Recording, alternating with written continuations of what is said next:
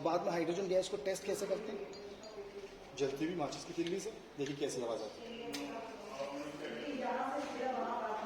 Match stick.